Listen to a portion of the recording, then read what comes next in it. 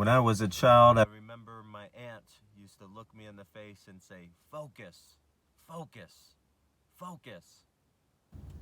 That was one of the greatest memories of my childhood.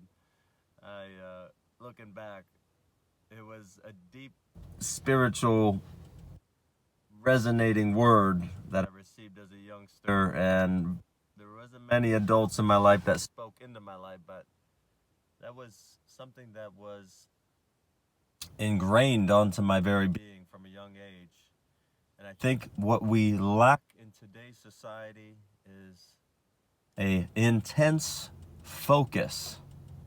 There's so much in the area of distractions. So much is grabbing for our attention, our energy, our affection. There's so much in the area of pleasures and pleasure seeking and entertainment, and even good things like health and business and family and travel. There's so many good things, education.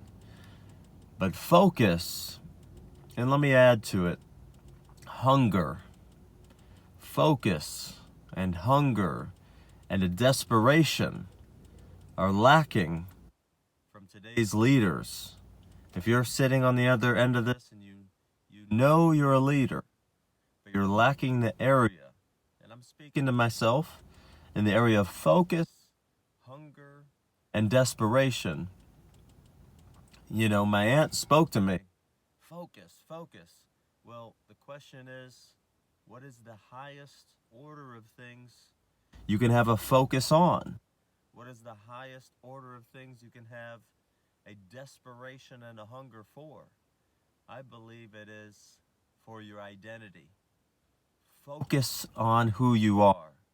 Hunger for who you are.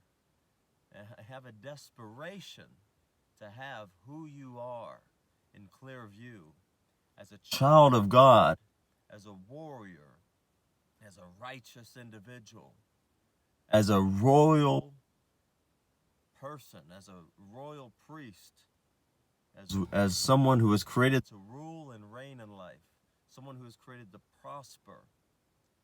God is calling you by name today. Have a focus, to have a focus, to have a insatiable desire and a hunger for you, because God longs for you to step into that place of who you really are.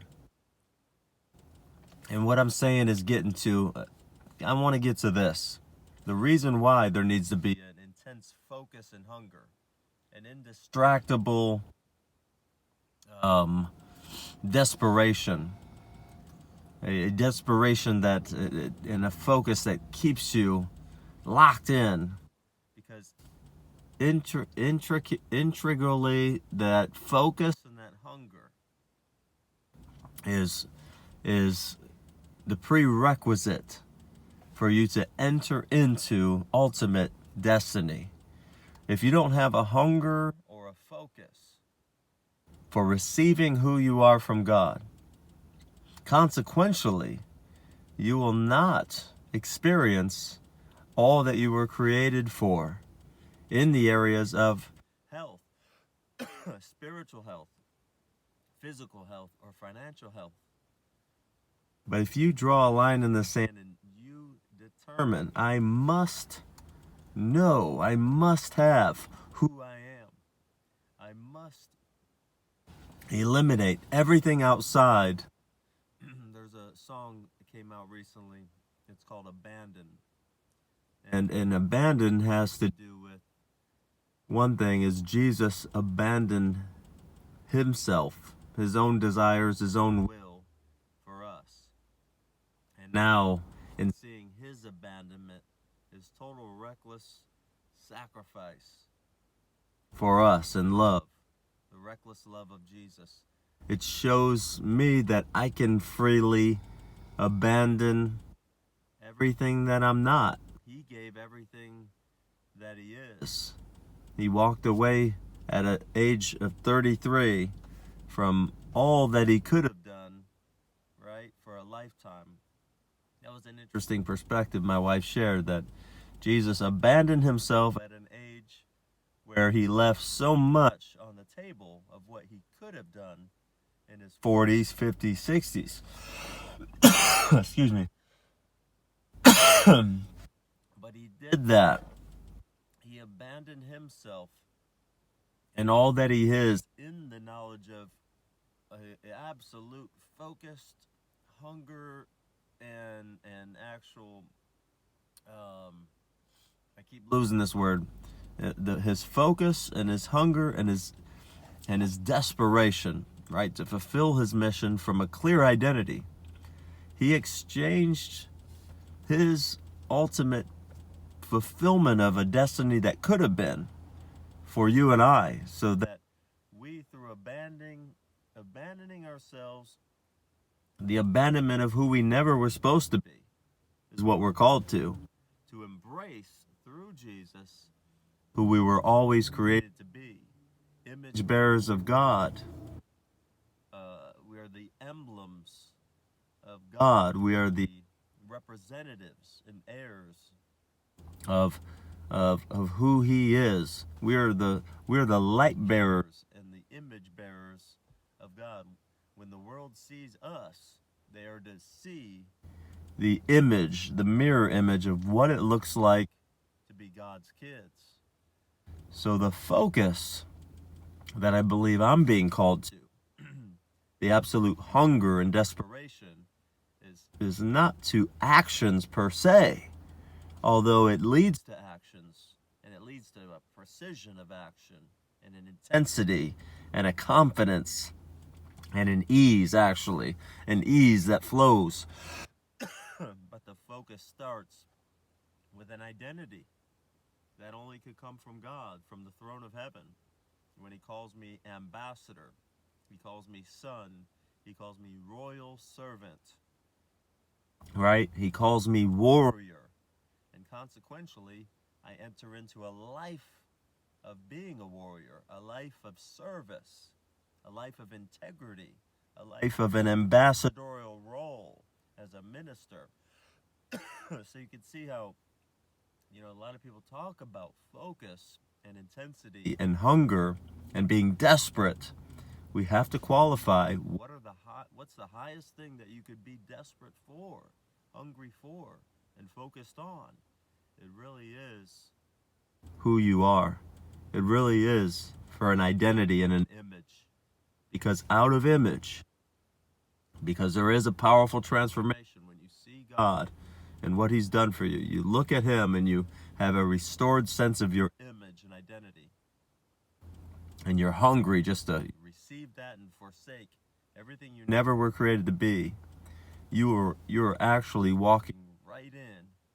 As you walk into the power to obtain identity, the same power that empowers you to receive an identity is the same power that is going to carry you through into the execution of your destiny. And that's what Jesus said. Seek ye first the kingdom of heaven and His righteousness, and all these things shall be added to you. The outcomes of earthly gain and of prosperity are secondary to an intense, determined focus and hunger on receiving this heavenly identity and this wealth of heaven, these riches of peace and of joy and of actually coming to a place of being settled with yourself, that I have arrived at God's ultimate outcome for me is to know that I'm a loved, accepted son of God or a daughter of God, if that's you. That I have arrived and now I can live forth powerfully from having made it in God's sight.